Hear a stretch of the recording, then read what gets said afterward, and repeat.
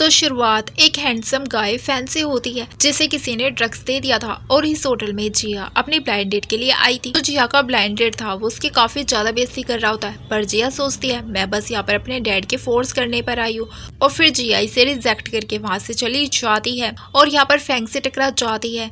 वो इसे कहता है कि प्लीज मेरी मदद करो और फिर यहाँ पर वो इसे लेकर अपने होटल रूम में चला जाता है। तब जिया का ब्लाइंड डेट इन दोनों की फोटोज ले लेता है और सोचता है अब मैं इसे बताऊंगा। फैंग रूम में आने के बाद अपनी शर्ट वगैरह उतारने लग जाता है और जिया इसे देखकर सोचती है कि ये तो बहुत ही हैंडसम है और वो सोचने लगती है कि कहीं ये कोई क्लब वेटर तो नहीं है और वो यहाँ से जा रही होती है। पर तभी यहाँ पर फैंग इसे पकड़ लेता है और फिर वो इसे किस करने लग जाता है और दोनों इस साथ में नाइट स्पेंड कर लेते हैं। फिर नेक्स्ट मॉर्निंग जिया उठते ही काफ़ी हैरान हो जाती है कि आखिर मैं इस क्लब वेटर के साथ में कैसे नाइट स्पेंड कर सकती हूँ और अब तो मुझे इसे पेमेंट भी करनी होगी। फिर जिया जल्दी से अपना पर्स चेक करती है और देखती है उसके पास तो सिर्फ 10 रुपये होते हैं।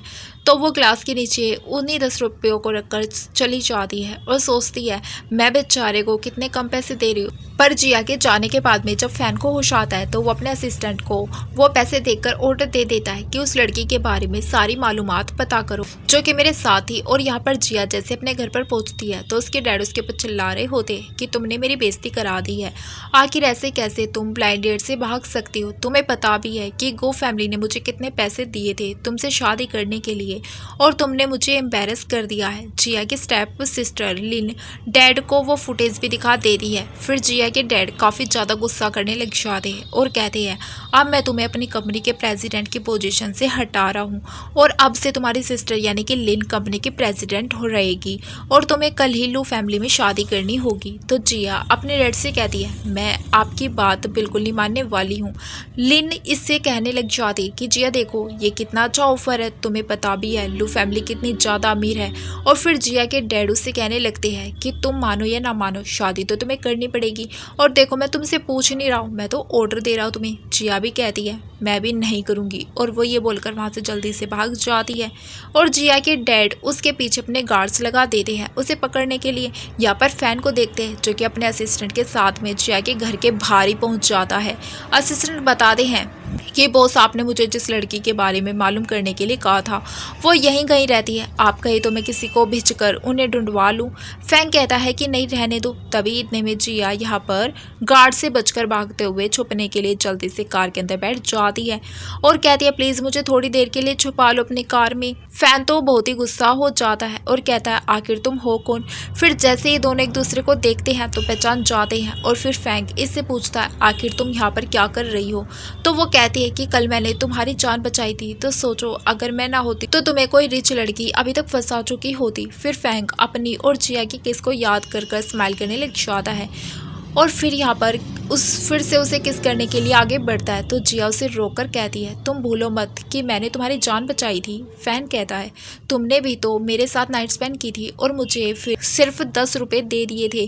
जिया भी सोचती है कि लगता है ये मुझे ब्लैकमेल कर रहा है और वैसे भी 10 रुपये तो सच में बहुत ही कम रकम है, ये तो कितना ज़्यादा हैंडसम है, इसके लिए तो 1 मिलियन तो बनते हैं। फिर जिया फैन के क्लोज जाती है और उससे कहती है एक काम करते हैं तुम मुझसे शादी कर लो और मैं तुम्हें सारी रिक्वेस्ट पूरी कर दूंगी। फैन पूछता है आखिर तुम मुझे क्या देने की सोच रही हो। जिया कहती है अगर तुमने मुझसे शादी कर ली तो मैं तुम्हें 50,000 दूंगी।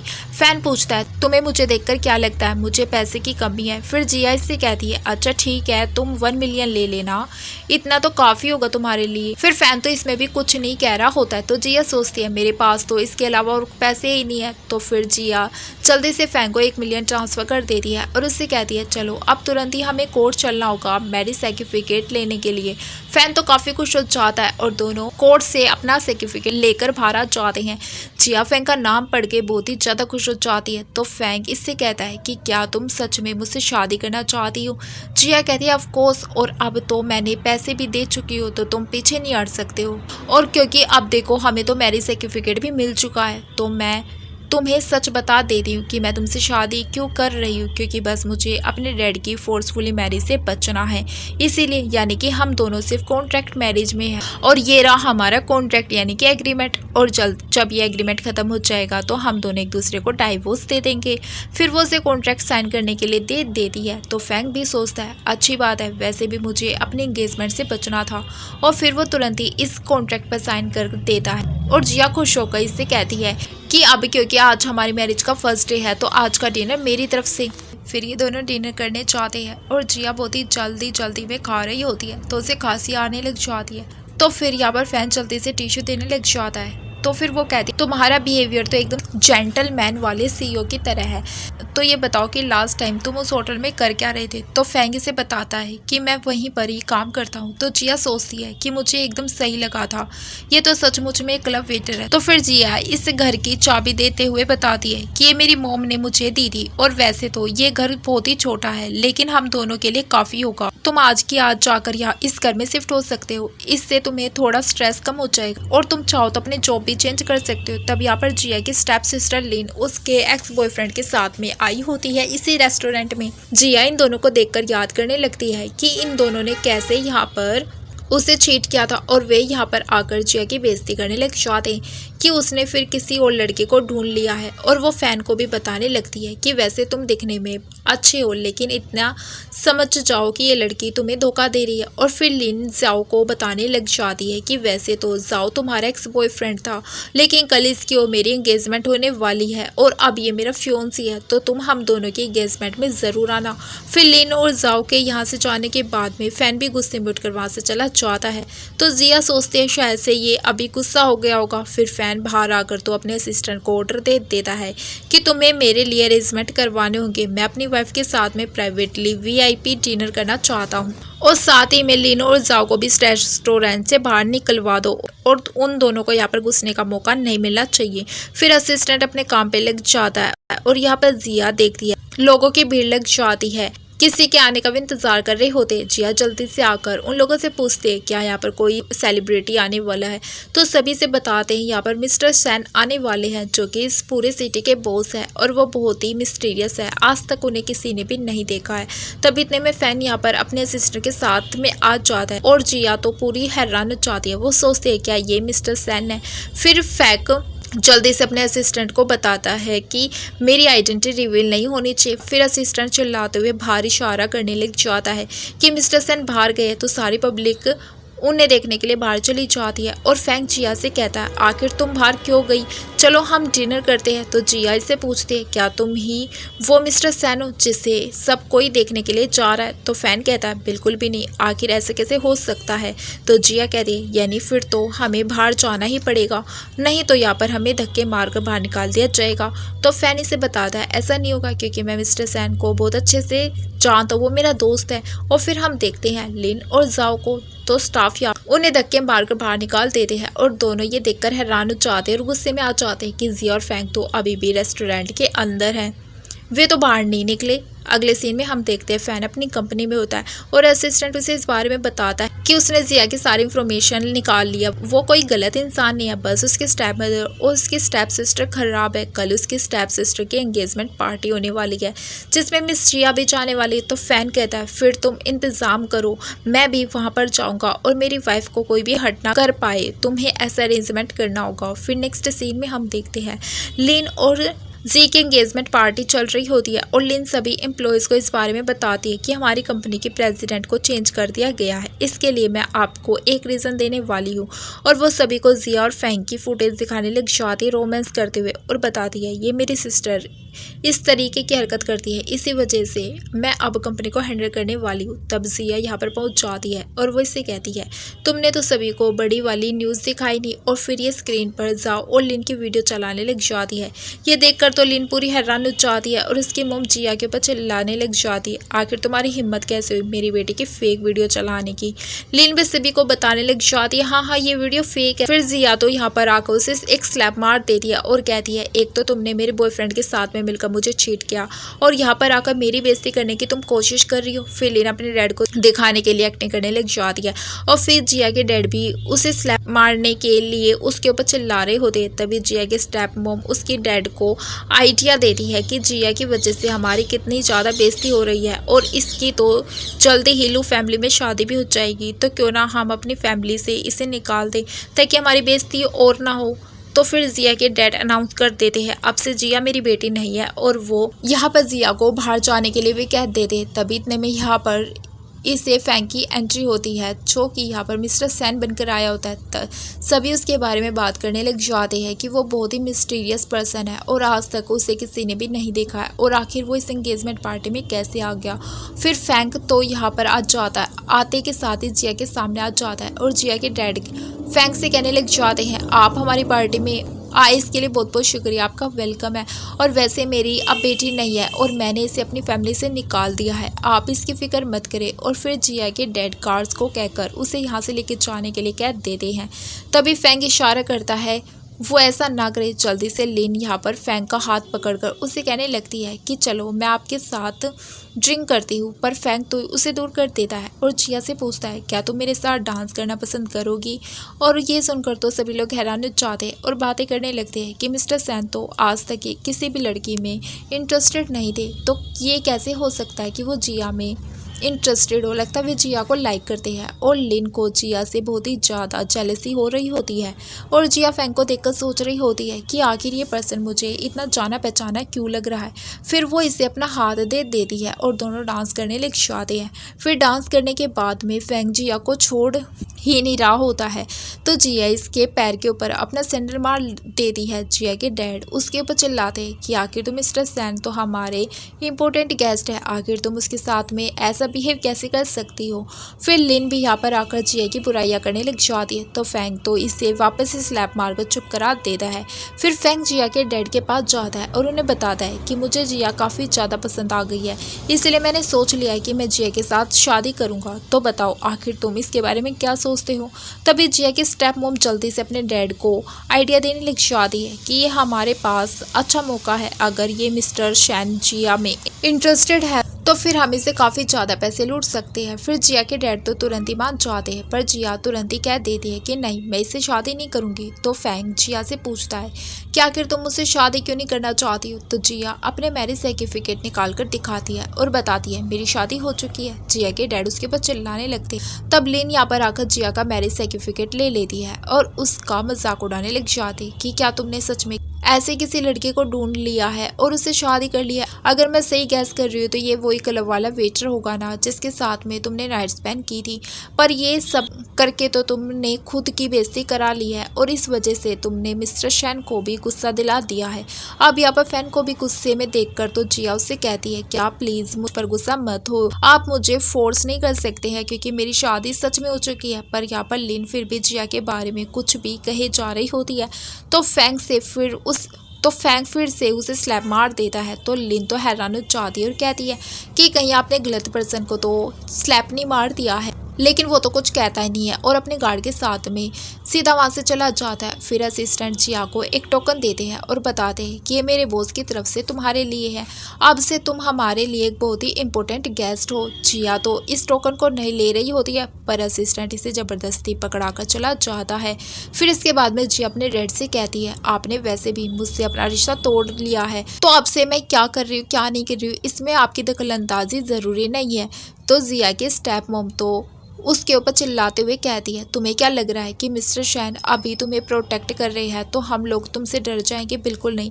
देखना मिस्टर सैन तुम्हारे साथ खेल कर तुम्हें इस्तेमाल करके तुम्हें फेंक देंगे और तुम भूलो मत कि तुम्हारी मोम कभी भी मर सकती है और हॉस्पिटल में अपना ट्रीटमेंट वो ले रही है और उसका पैसा भी हमारी फैमिली भर रही है। तो जिया भी कहती है अगर तुमने मेरी मोम को हाथ भी लगाया ना तो देख लेना मैं तुम्हें छोड़ूंगी नहीं। तब लिन जल्दी से अपनी मोम के पास जाती है और उनसे कहती है आखिर उसे हमें अच्छे से ट्रीट करना चाहिए मॉम। और फिर लिन अपनी मॉम के साथ प्लान बनाते हैं और वो जिया के ड्रिंक में ड्रग्स मिला देते हैं और जिया से कहते हैं कि मैंने जो भी तुम्हारे साथ में उसके लिए किया है उसके लिए सॉरी मैं कहना चाहती हूँ। और वो उसे ड्रिंक ऑफर करने लग जाती है तो जिया तो तुरंत ही उस ड्रिंक को पी लेती है। तो लिन बहुत ही खुश हो जाती है और सोचती है कि कितनी बुद्धू है। और फिर लिन अनाउंस करती है मेरी बहन और मेरे बीच में बस एक छोटी सी मिसअंडरस्टैंडिंग हो गई थी, तो आप लोग इस पर ध्यान ना दें और प्लीज़ पार्टी को एंजॉय करें। फिर जिया को नशा चढ़ने लग जाता है और लिन सोच रही होती है कि अब तो मैं इसकी रेपुटेशन ख़राब करके रहूँगी। फिर जिया तुरंत ही वॉशरूम पहुँच जाती है और उससे पता लगता है कि उसके ड्रिंक में ड्रग्स थे। और तभी इतने में एक बंदा इसे बेहोश करके इसे यहाँ से लेके चला जाता है। और यहाँ पर लिन और उसकी मॉम बहुत ही खुश हो रहे होते हैं कि सब कुछ उनके प्लान के मुताबिक हो रहा है।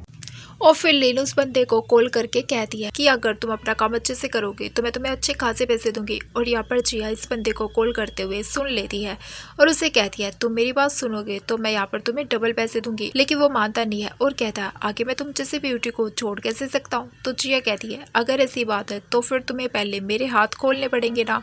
तो वो मान जाता है और जिया के हाथ खोल देता है। और फिर इसके बाद में जब लिन यहाँ पर जिया को देखने आती है तो जिया जल्दी से उसके ऊपर बेहोशी वाला स्प्रे मार देती है। तो उसी तरफ हम फैन को देखते हैं जिससे अपने असिस्टेंट के जरिए पता चलता है कि यहाँ पर जिया खतरे में। तो वो तुरंत ही जिया को बचाने के लिए निकल पड़ता है।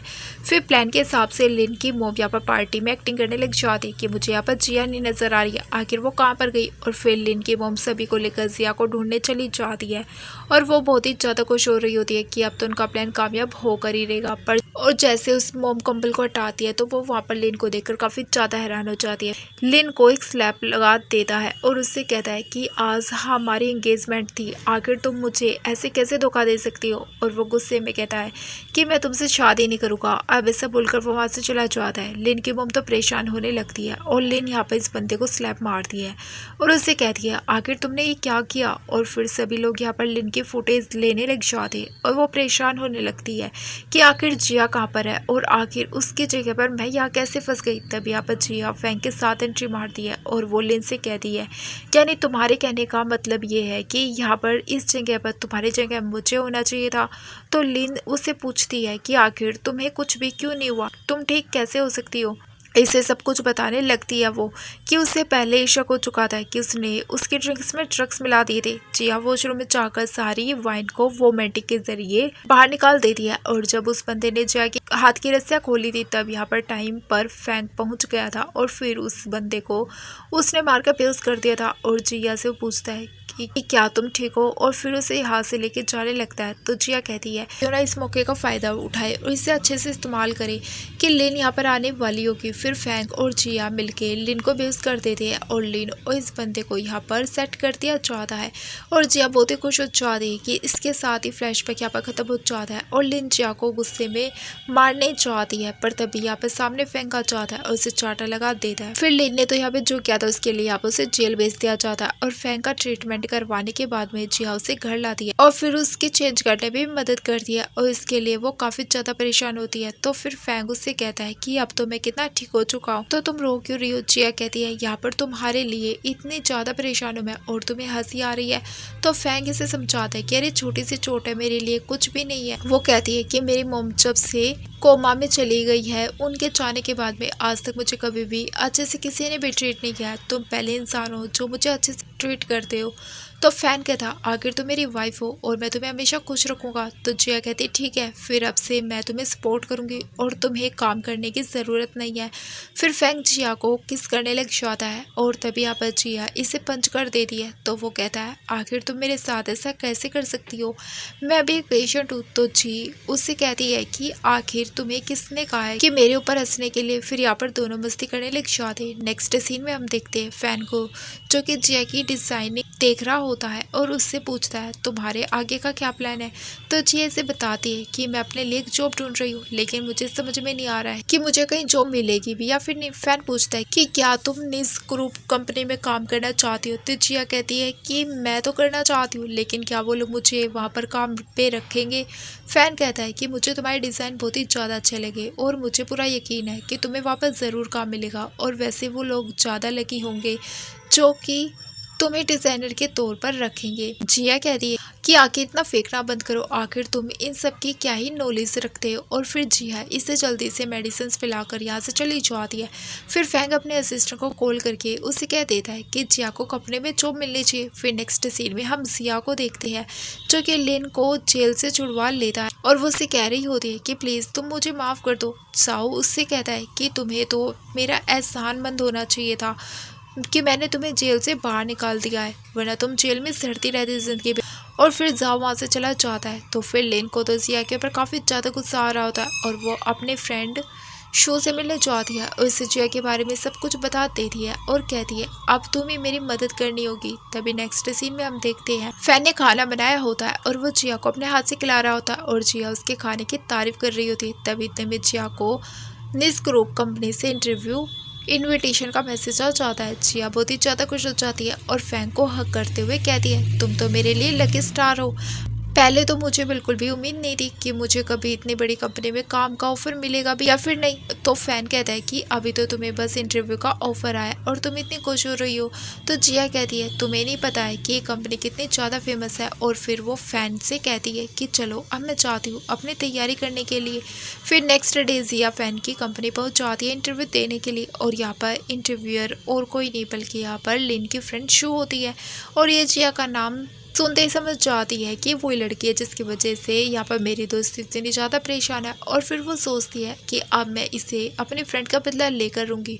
और फिर शू जिया की बेइज्जती करते हुए उसके डिज़ाइन फेंक देती है और कहती है कि तुम्हें इतनी बड़ी कंपनी में काम करने लायक बिल्कुल भी नहीं हो। जिया भी इससे कहती है कि मुझे भी ऐसी कंपनी में काम नहीं करना, जहाँ मेरी कोई इज्जत ना हो और मेरे डिज़ाइन की भी। और फिर जिया सेट होकर बाहर आ जाती है और हम देखते हैं फैन इसे ही देख रहा होता है। जिया उसे तुरंत ही कॉल लगाती है और बताती है मैं बहुत ही ज़्यादा अपसेट हूँ और पूछती है कि तुम कहाँ पर हो। फैन कहता है अपने साइड में देखो। फिर जिया फैन को देखकर जल्दी से आकर उसे हक करने लग जाती और वो उससे कहती है तुम बहुत ही ज़्यादा अच्छे हो, मैं कभी भी किसी भी प्रॉब्लम में होती हूँ तो वहाँ पर अचानक से आ जाते हो। और वो अचानक से सोचती है और फिर पूछती है वैसे तुम यहाँ पर क्या कर रहे हो, तुम तो क्लब में काम करते हो ना। फिर वो काफ़ी ज़्यादा जेलस फील करने लग जाती है और कहती है ओ अच्छा, तुम्हारी तो बहुत ही सारी जो कस्टमर है वो रिच वूमेन होगी ना, वो इस कंपनी में होंगी। तो फैन से कहता है कि अच्छा तो तुम जेलस हो रही हो, एक्चुअली में मैं जो मेरा क्लब है ना वो वांचो ग्रुप कंपनी का ही है और इस वजह से मैं आज अपने बॉस के साथ मीटिंग करने के लिए आया हूँ। तो जिया पूछती है क्या तुम सच कह रहे हो।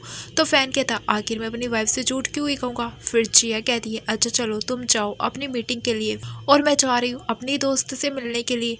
ऐसा बोलकर जिया वहाँ से भाग जाती है। फिर फैन को गुस्सा आ रहा होता है कि आखिर इस इंटरव्यूअर की हिम्मत भी कैसे हुई जिया को रिजेक्ट करने की। इसके बाद में हम देखते हैं असिस्टेंट सू को चिल्ला रहा होता है कि आखिर उसने जिया को क्यों नहीं हायर किया, जबकि उसने पहले ही बता दिया गया था कि जिया को हायर करना ही होगा क्योंकि ये बॉस का ऑर्डर है। सू तो काफ़ी बहाने बनाने लग जाती कि जिया इस कंपनी में काम करने के लायक नहीं है, इसीलिए मैंने उसे रिजेक्ट कर दिया। तो असिस्टेंट उस पर चिल्लाता है और कहता है लेकिन ये बॉस का ऑर्डर था और अब बॉस ही तुम्हें देखेंगे। फिर सू सोचने लगती है कि आखिर जिया का हमारे बॉस के साथ में क्या रिलेशन है जो वो उसे हमारी कंपनी में हायर करना चाहते हैं। फिर नेक्स्ट सीन में हम देखते हैं जिया की दोस्त उससे कह रही होती है कि आखिर मैं अब अब्रॉड से वापस नहीं आती तो मुझे कभी पता ही नहीं लगता कि तुम्हारी तो शादी भी हो चुकी है। और वो जिया से पूछने लगती है कि चलो अब मुझे जल्दी से बताओ आखिर तुम्हारा हस्बैंड कौन है और वो क्या काम करता है, उसके पास घर है या फिर नहीं है, कार है या फिर नहीं है। जिया कहती है ये सब बात की बात है, तुम्हें पता लग ही जाएगा। अभी तुम देख रही हो ना मैं कितनी ज़्यादा परेशान हूँ, पता नहीं मैं उस इंटरव्यूअर का क्या ही बिगाड़ा है जो उसने फालतू में ही मेरी बेइज्जती कर दी और मेरे डिज़ाइंस की भी। तो फिर उसकी दोस्त कहती है तुम इतनी परेशान मत, इतनी ज़्यादा टैलेंटेड हो कि तुम्हें कोई और कंपनी ज़रूर हायर कर लेगी। तो वो उसकी बात पर मुस्कुराने लग जाती है और कहती है तुम मेरी सबसे अच्छी दोस्त हो। तभी इतने में फैंग यहाँ पर पहुँच जाता है जिया को घर ले जाने के लिए और उसकी दोस्त पूछती है अच्छा तो तुम ही हो जिया के हस्बैंड। और फिर वो फैंग से बहुत ही सारी सवालात करने लग जाती कि आखिर वो क्या काम करता है, कितने पैसे कमाता है और इसके पास घर है या नहीं है। ये सारे सवाल सुनकर तो जिया जल्दी से उसके मुंह बंद कर देती है और फैंग को लेकर ही वहाँ से चली जाती है। तो फैंग से पूछता है आखिर तुमने मुझे अपनी फ्रेंड को हेलो हाय करने क्यों नहीं दिया। तो जिया बताती है उसे गॉसिप करने की आदत है और अगर उसे पता लग जाता है कि तुम एक क्लब वेटर हो तो फिर तुम उससे तुम्हारी आइडेंटिटी छुपा नहीं पाते। फैन कहता है अरे इसकी क्या ज़रूरत थी। तो फिर जिया इसे चुप करा देती है तभी इतने में उसे मैसेज आ जाता है कि उसे इस ग्रुप कंपनी में काम मिल चुका है, उसकी जॉब लग गई। फिर फैंग से कहता है अच्छा आज तुम्हें जॉब मिल गई है तो फिर इसी खुशी में क्यों ना तुम्हारे लिए मैं कार खरीदूँ, और वो इसे कार की शॉपिंग के लिए लेके जाता है। तो जिया इसे कहती है कि इसकी ज़रूरत नहीं है। फैंग नहीं मानता है और तभी स्टाफ यहाँ पर आकर जल्दी से फैंग का वेलकम करने लग जाते हैं। तो जिया उसे पूछती है कि आखिर ये लोग तुम्हारा वेलकम क्यों कर रहे हो और इतनी रिस्पेक्ट क्यों दे रहे हैं। तो फैंग कहता है कि आखिर हम कस्टमर है ना, इसीलिए इतनी रिस्पेक्ट दे रहे हैं ये लोग। और फैंग उन लोगों को इशारा करके समझा देता है। अब यहाँ पर स्टाफ जो थी जो भी कार का प्राइस बता दी तो जिया को तो काफ़ी महंगी लग रही होती है और वो फैंग को मना कर देती है कि हम ये कार नहीं लेंगे। और फिर फैंग को समझाती कि हमें ऐसी कार लेनी चाहिए जो सस्ती भी हो और अच्छी भी हो। फैंग कहता है कि मेरी वाइफ तुम हो तो मैं तुम्हारी बात सुनूंगा। फिर जिया स्टाफ से कहती है कि मुझे यहाँ पर कि सबसे सस्ती वाली कार चाहिए जो कि 1 लाख में आ जाए। तो ये सुनकर तो स्टाफ हैरान हो जाती है और फिर जिया 1 लाख वाली कार खरीद लेती है। और वे लोग भी सोच में पड़ जाते हैं कि आज तक मिस्टर फैंग ने इतनी सस्ती कार कभी नहीं खरीदी थी। फिर इसके बाद में जिया और फैंग कार खरीदने के बाद यहाँ से जा रहे होते हैं। तभी इतने में जिया को उसके दोस्त की कॉल आ जाती है और वो उसे बताती है कि तुम जल्दी से आप हॉस्पिटल पहुँच जाओ, तुम्हारे स्टेप मदर यहाँ पर तुम्हारी मॉम को मारने के लिए पहुँच चुकी है। ये सुनते के साथ तो जिया हैरान हो जाती है और उससे कहती है कि मैं अभी के अभी वहाँ पर आ रही हूँ। दूसरी तरफ जिया की दोस्त होती है जो कि यहाँ पर स्टेप मॉम को रोक रही होती है कि वो जिया की मॉम को कुछ ना करे। स्टेप मॉम अपने गुंडों से उसे पकड़वा देती और फिर जिया की मॉम का ऑक्सीजन मास्क ही हटाने वाली होती है। पर तभी टाइम पर जिया यहाँ पर पहुंच जाती है और अपनी स्टेप मॉम को एक स्लैप मारती है और उनसे कहती है कि आपकी हिम्मत भी कैसे हुई मेरी मॉम के साथ ऐसा सलूक करने की, उन्हें जान से मारने की कोशिश करने की।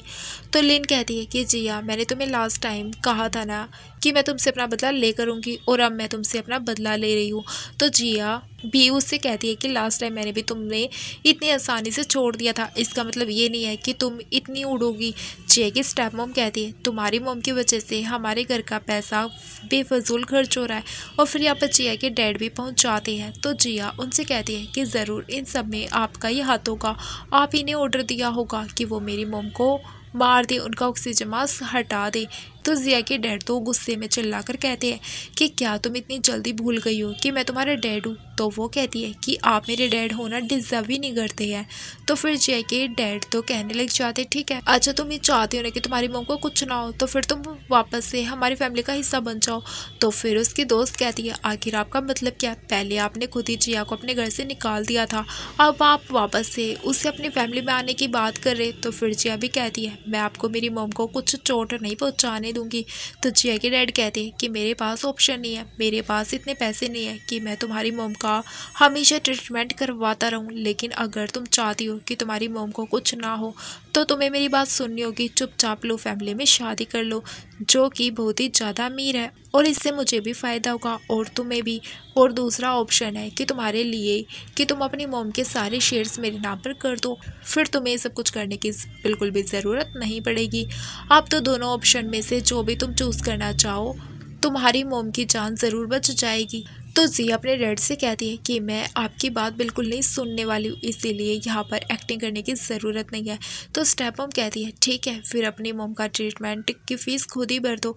तो जिया भी कह देती है हाँ अब से आप लोगों को मेरी मॉम की फ़िक्र करने की कोई ज़रूरत नहीं है, उनका ट्रीटमेंट की फ़ीस मैं खुद से भर लूँगी। फिर जिया के डैड तो गुस्से में यहाँ से चले जाते हैं पर उसकी स्टेप मॉम और स्टेप सिस्टर लिन यहाँ से नहीं जाती है और कहती है अभी हमें हमारा हिसाब चाहिए, इतने सालों से तुम्हारी मॉम के ट्रीटमेंट के ऊपर हमारे 50 मिलियन लग गए हैं और साथ ही साथ में तुम्हें पाला पोसा है और पढ़ाया लिखाया भी है, हमारे 50 मिलियन गए हैं तुम्हारे ऊपर, तो ये सारे पैसे तुम्हें हमें वापस करने होंगे तभी जाकर हिसाब पूरा होगा। तो जिया कहती है आप भूल कैसे सकती है कि मेरी वजह से ही कंपनी को कितना फ़ायदा हुआ है और हमने कई सारे मिलियंस कमाए। तभी लेन कहती है कंपनी में मैं भी तो काम करती हूँ ना और उसमें मेरा भी हिस्सा है। फिर स्टेप मॉम कहती है चलो मैं तुम्हें डिस्काउंट दे देती हूँ, तुम्हें सिर्फ 70 मिलियन वापस करने होंगे और फिर मैं तुमसे कोई पैसा नहीं मांगूंगी। तो फिर जिया ये पैसे देने के लिए मान जाती है और कहती है लेकिन मेरी 2 शर्तें, पहली ये कि आप दोबारा कभी मेरी मॉम को परेशान नहीं करने आओगी और दूसरी ये कि मैं इस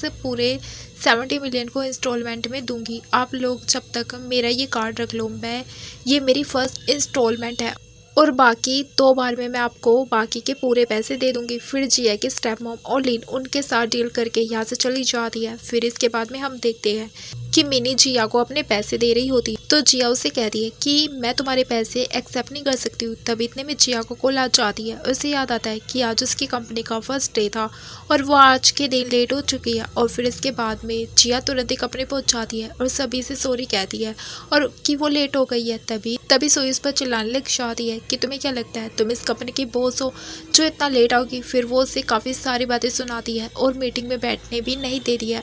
सजा के तौर पर वो उसे सभी के लिए कॉफ़ी लाने के लिए कहती है। फिर जिया जब सभी को यहाँ कॉफ़ी दे रही होती है तो सू जानबूझ के बीच में पैर अड़ा देती है जिसकी वजह से वो गिर जाती और उसी का मजाक उड़ाने लग जाती है कि क्या तुम ठीक से देख भी नहीं सकती हो, चल भी नहीं सकती हो, जो तुमने सारी कॉफ़ी खराब कर दी है। फिर वो उससे कहती है कि जल्दी से इसे साफ करो और जाओ अपना काम करो। फिर जिया इन सारे कांच को उठा रही होती है तभी उसकी उंगली में चोट भी लग जाती है और जिया बस ये सारी चीज़ें सह रही होती है। इसके बाद वो जब बाहर आती है तो देखती है फैंग असिस्टेंट से बात कर रहा होता है। तो ये देखकर जिया हैरान हो जाती है और फैंग जल्दी से अपने असिस्टेंट को इशारा करता है और फिर दोनों मिलकर एक्टिंग करने लग जाते हैं और जिया को कुछ पता भी नहीं लगने देते हैं। और फैंग तो जिया को दिखाने के लिए असिस्टेंट को अपने बॉस बना रहा होता है। फिर फैंग जैसे ही जिया के हाथ में चोट देखता है तो उसे इस बारे में पूछने लग जाता है पर जिया इसे सच नहीं बताती है और वो उसे अपना काम करने जाने के लिए कहती है।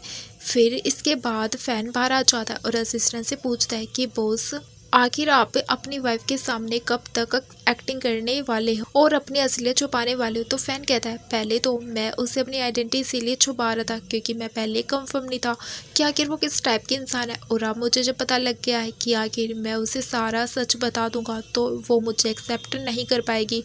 तो असिस्टेंट कहता है बॉस मुझे पता है आपके बहुत सारे दुश्मन है तो आप अपनी वाइफ को बचाना चाहते हैं। फिर ऑफिस के बाद जिया अपने दोस्त मिनी से मिलती है और उसे अपने ऑफिस की प्रॉब्लम के बारे में सब कुछ बता रही होती है कि मेरी जो सुपरवाइज़र है वो पता नहीं मुझसे क्यों परेशान रहती है, शायद से मैं न्यू कवर हूँ इसीलिए। तो फिर वो अपने दोस्त से सजेशन मांगने लग जाती है कि क्यों ना हम लोग खुद का ही स्टूडियो खोल ले और मैं इसके लिए तुम्हें सपोर्ट करूँगी और पैसे लगाऊंगी। फिर रात में हम देखते हैं जिया ओवर टाइम वर्क कर रही होती है और तभी फैन भी वहाँ पर आकर इसे देख लेता है। तो जिया इसे बताती है कि आज मैं ऑफिस में काफ़ी ज़्यादा परेशान हो गई थी और अब मेरी सुपरवाइज़र ने मुझे बहुत सारा काम भी करने के लिए दे दिया। फिर फैंग इसे कहता है अब तुम थक गई हो तो काम करने की तुम्हें कोई ज़रूरत नहीं है, तुम्हें अब सो जाना चाहिए। और फिर इसके बाद में फैंग सीसीटीवी फुटेज चेक कर रहा होता है और वो सब देख लेता है कि सू ने कैसे आज जिया को परेशान किया था। फिर फैन गुस्से में तुरंत अपने सिस्टर को कॉल कर देता है और उससे कहता है कि आखिर तुम किस तरीके का काम कर रहे हो। फिर नेक्स्ट सीन में हम देखते हैं कि सू जिया को एक कॉन्ट्रैक्ट साइन करवाने के लिए दे रही होती है जो कि काफ़ी डिफिकल्ट था और जिया भी इसकी शर्त मान लेती है कि वो ये काम कर सकती है। फिर इसके बाद में जिया पहुंच जाती है बार में जहाँ पे 2 क्लाइंट से उसे कॉन्ट्रैक्ट साइन कराना था और उसमें से एक उसका एक्स बॉयफ्रेंड साओ भी था और वो जिया को देखकर उससे कहता है आज मैं तुमसे अपना बदला ले करूँगा। और यहाँ पर असिस्टेंट फैन को इस बारे में बता देता है कि जिया कॉन्ट्रैक्ट साइन कराने के लिए बाहर गई है। तो फैन जिया की फिक्र करते हुए तुरंत ही वहाँ पर पहुँच जाता है और वो देखता है इन लोगों ने जिया को यहाँ पर ड्रग्स दे दिए थे और फिर वो सभी को मारकर जिया को वहाँ से बचा ले जाता है। अब जिया जो थी वो ड्रंक की वजह से काफ़ी ज़्यादा नशे में थी। वो कार में बैठते के साथ ही फैन को किस करने लग जाती है और असिस्टेंट चुप चुप के इन दोनों को मिरर से देख रहा होता है। तो फैन इसे सारा करता है कि वो इन दोनों को डिस्टर्ब ना करे। फिर इसके बाद में हम देखते हैं फैंग अपने मिस्टर शैन वाले आइडेंटिटी से उन दोनों क्लाइंट से मिलने जाता है जो कि जिया को परेशान कर रहे थे और वो इन दोनों को अच्छे से सबक सिखाता है और वॉर्न भी करता है कि वो कभी दोबारा जिया को अगर परेशान करेंगे तो अच्छा नहीं होगा। नेक्स्ट मॉर्निंग जिया की नींद खुलती है और वो फैन के साथ ब्रेकफास्ट करते हुए इसके बारे में पूछती है कि कल रात क्या मैंने ड्रंक होने के बाद कुछ ज़्यादा अजीब हरकतें की थी।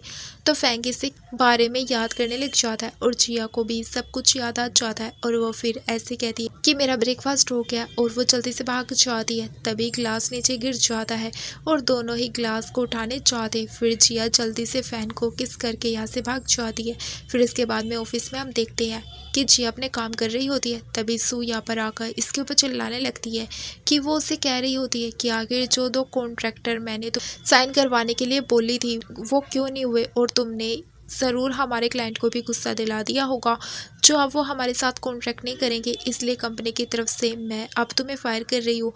लेकिन जी कहती है कि मेरी इसमें कोई गलती नहीं है, बल्कि गलती तो उन लोगों की है। और फिर तभी ये दोनों क्लाइंट यहाँ पर पहुँच जाते हैं और ये लोग सभी के सामने जिया से माफ़ी मांगने लग जाते हैं। और ये देखकर तो सभी लोग हैरान हो जाते हैं कि आखिर सब कुछ हो क्या रहा है। और सू इन लोगों से कहने लग जाते हैं कि आखिर इसकी गलती है तो आप लोग इससे क्यों माफ़ी मांग। तो ये दोनों सू से कहते हैं कि अपनी बकवास बंद कर दो और जिया से कहते हैं कि प्लीज़ तुम हमें माफ़ कर दो और बदले में ये सारे पैसे एक्सेप्ट कर लो, क्योंकि अगर तुम हमें माफ़ नहीं करोगे तो मिस्टर शैन हमें छोड़ेंगे नहीं। और फिर फैन के गार्ड्स यहाँ पर आकर जिया से बताते हैं कि ये नेकलेस मिस्टर शैन की तरफ से आपके लिए है।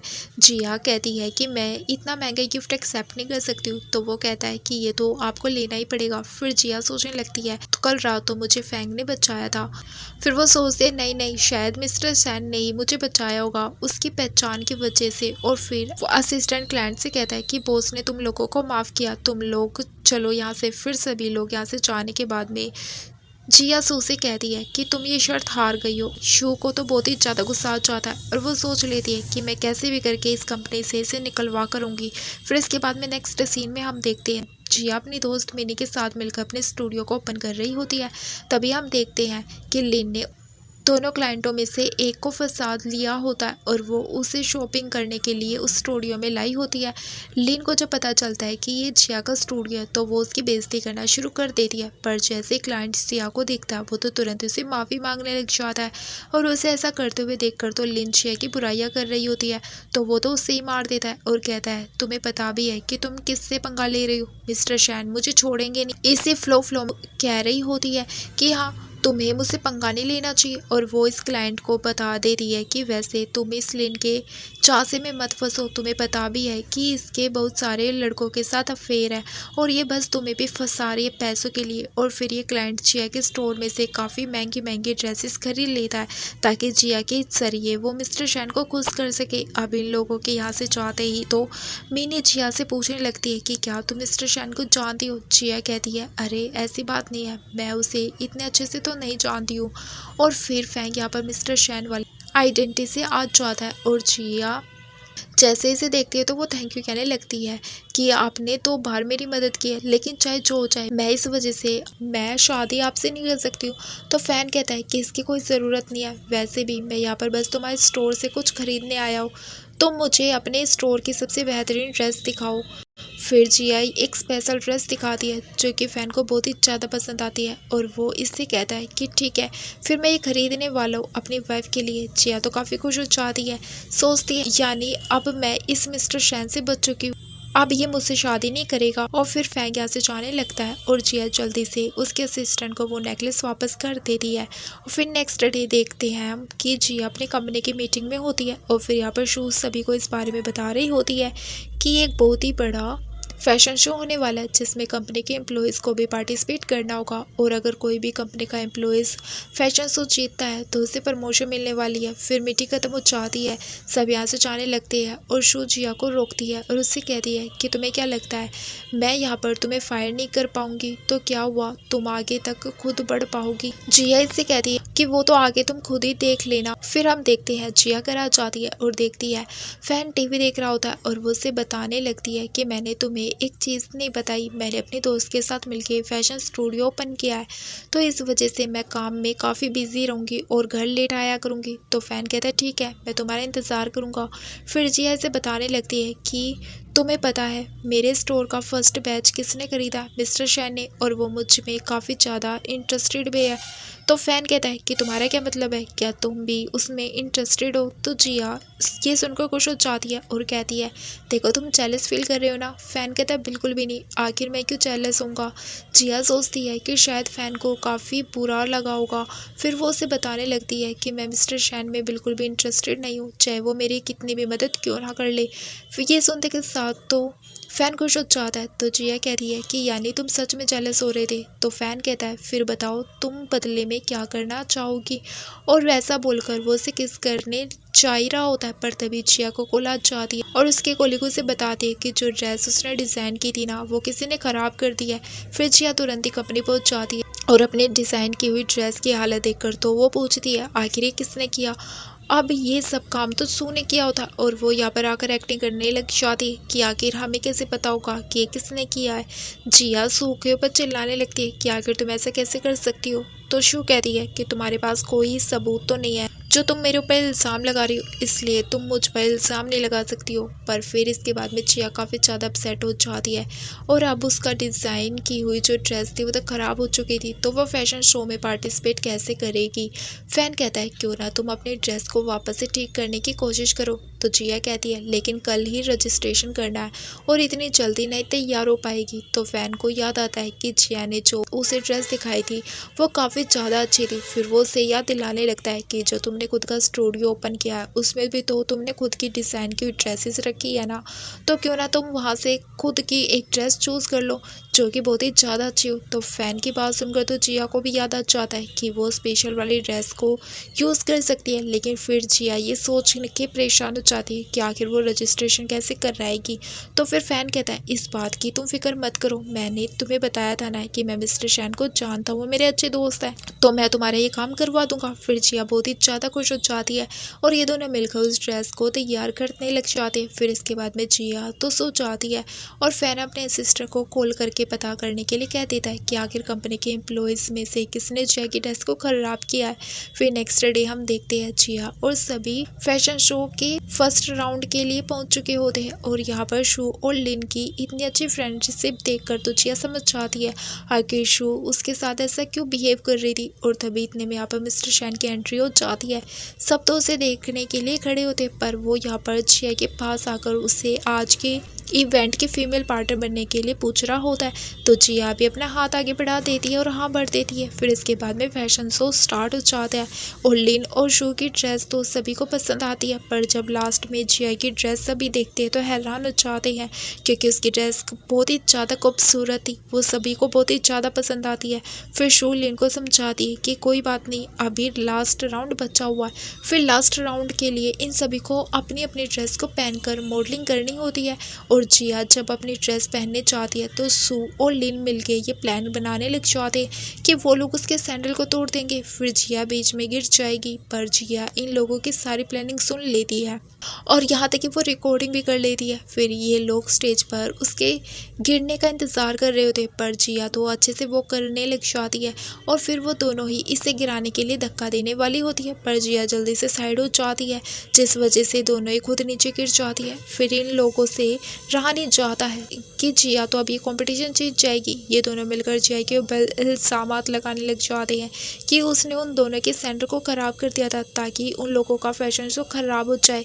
तभी जिया सभी के सामने उन लोगों की रिकॉर्डिंग सुनाने लग जाती है कि सारी प्लानिंग तो इन लोगों के खुद की थी और ये अब ऊपर से झूठ बोल रहे हैं। तभी सू जल्दी से रिकॉर्डिंग ही फेंक देती है और फिर कहती है कि ये फेक है। तो जिया कहती है अच्छा चलो ये रिकॉर्डिंग फेक होगी, लेकिन जो तुमने मेरी डिज़ाइंस चुराए हैं क्या वो भी फेक है? जो आज फैशन शो के लिए तुमने जो ड्रेस चूज़ किया वो मेरी डिज़ाइन की हुई है, और अगर तुम्हें लग रहा है कि मैं झूठ कह रही हूँ तो फिर तुम मुझे बताओ कि आखिर इस डिज़ाइन के पीछे क्या मकसद था।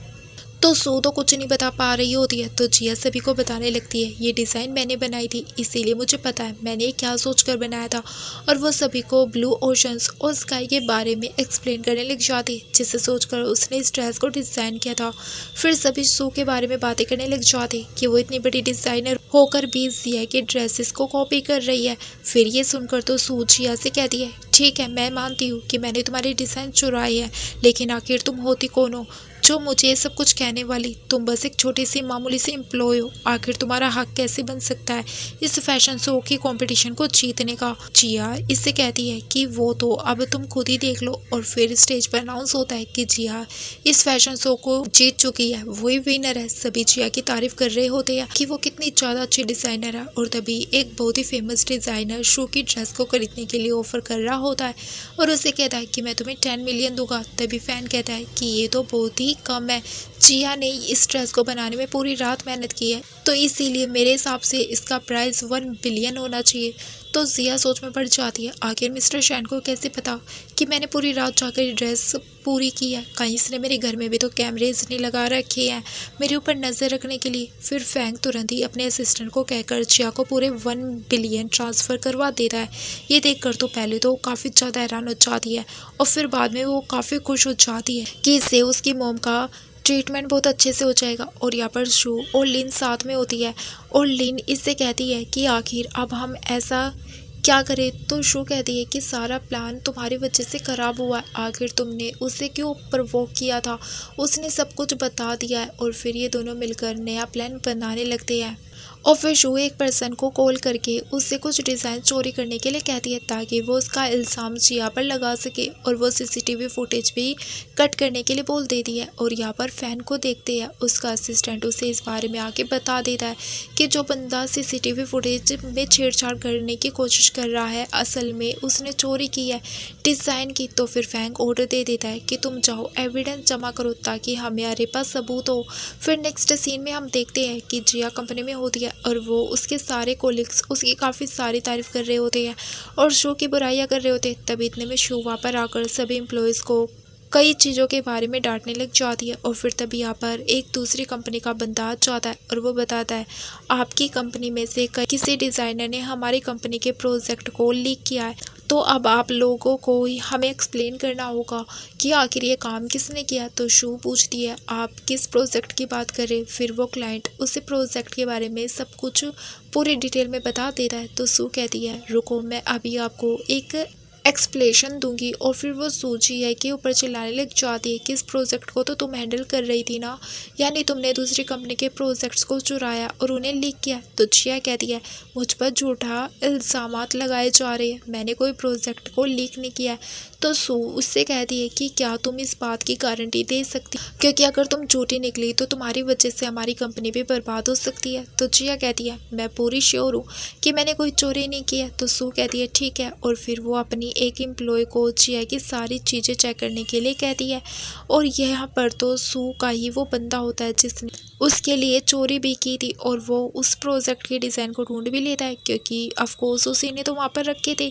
जिया तो ये देखकर हैरान हो जाती है और शू कहती है यानी चोरी तुम ही ने की थी और एक्टिंग कर रही हो कि तुमने कुछ भी नहीं किया। और फिर शू एक क्लाइंट को बता देती है कि हाँ ये हमारे एम्प्लॉय की गलती की वजह से हुआ है, उसने सच में आपकी डिज़ाइन चुराए थे, तो आप खुद ही इस एम्प्लॉय को हैंडल करें कि आप इससे क्या चाहते हैं। फिर जिया को ये बताता है कि जो तुम्हारी वजह से हमारी कंपनी को लॉस हुआ है इस वजह से तुम्हें पूरे 2 मिलियन भरने पड़ेंगे। तो जिया कहती है कि जब मैंने कोई डिज़ाइन चुराया ही नहीं है तो मैं आखिर ऐसा क्यों करूं। और फिर सभी कोलिग जिया की साइड लेने लग जाते। तो सू उन लोगों के ऊपर चिल्लाकर कहती है कि क्या तुम लोगों को भी जिया के साथ कंपनी से बाहर जाना है।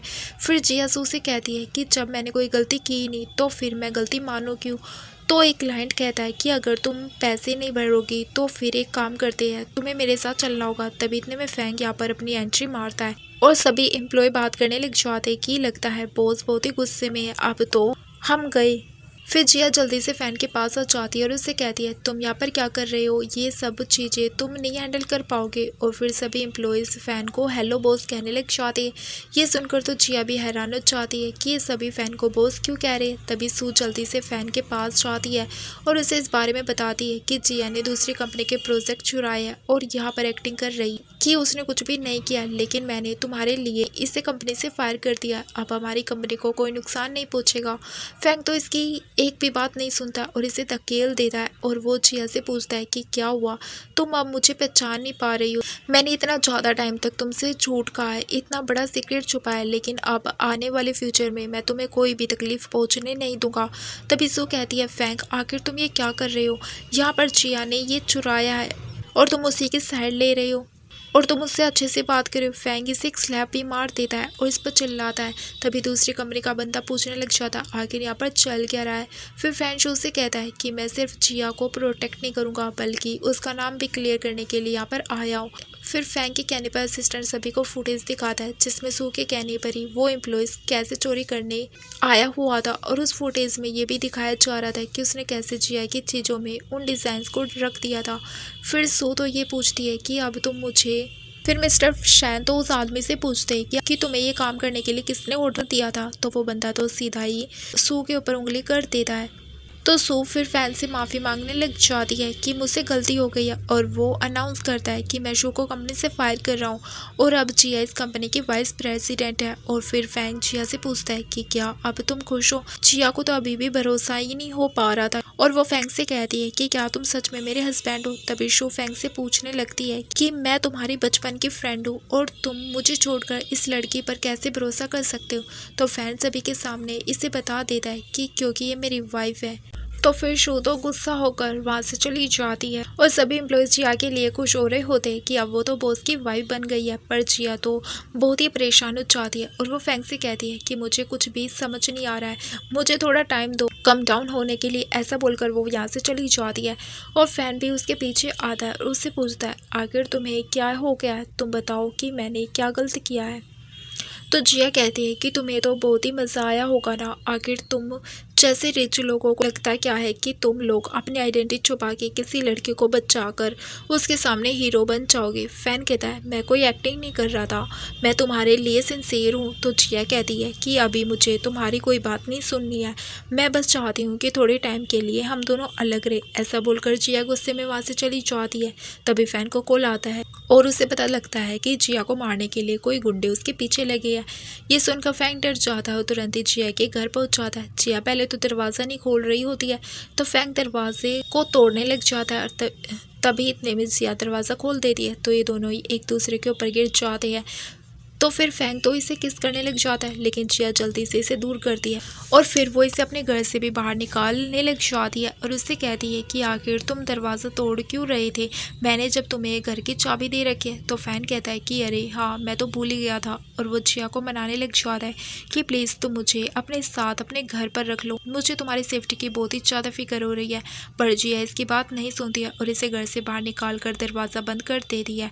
फैंग उसके लिए काफ़ी ज़्यादा परेशान हो रहा होता है, दरवाज़ा खोलने के लिए कह रहा होता बार बार और जिया नहीं सुनती है और हम देखते हैं कि वो गुंडा तो यहाँ पर जिया के घर के अंदर ही छुपा होता है और जिया अचानक से उसे देखकर डर जाती है और उसे बचने की कोशिश कर रही होती है। फैन को जब जिया की चिल्लाने की आवाज़ सुनाई देती है तो वो जल्दी से अपने पॉकेट में से चाबी निकाल कर दरवाज़ा खोल लेता है और वो जिया को उस गुंडे से भी बचा लेता है। पर यहाँ पर खुद फैन को चोट आ जाती है और फिर जिया जल्दी से फैंग को लेकर एक रूम में छुप जाती है और फैंग इससे सब कुछ बताने लग जाता है कि मैं कोई एक्टिंग नहीं कर रहा था, मैं सच में तुम्हारे लिए बहुत ही सिंसियर हूँ। ऐसा बोलकर वो बेहोश हो जाता है और तभी इतने में असिस्टेंट यहाँ पर आकर जिया को बताता है कि उन लोगों ने उस गुंडे को पकड़ लिया है। इसके बाद फैंग हॉस्पिटल में होता है और जिया उसके लिए रो रही होती है और उससे कहती है कि बस तुम ठीक हो जाओ फिर मैं तुम्हें माफ़ कर दूंगी। तभी अचानक से फैंग आँख खोल लेता है और उससे कहता है कि क्या तुमने मुझे सच में माफ़ कर दिया। तो जिया कहती है अच्छा यानी तुम एक्टिंग कर रहे थे, फिर तो अभी मैंने तुम्हें माफ़ नहीं किया है क्योंकि अभी हमारी शादी नहीं हुई है। तो फिर फैन बहुत ही ज़्यादा खुश हो जाता है और असिस्टेंट इन दोनों को ही देख रहा होता है। फिर इसके बाद में हम देखते हैं कि फैंग और जिया की वेडिंग सेरेमनी हो रही होती है और इसी के साथ में दोस्तों हमारे इस ड्रामा की हैप्पी एंडिंग हो जाती है। Thank you for watching.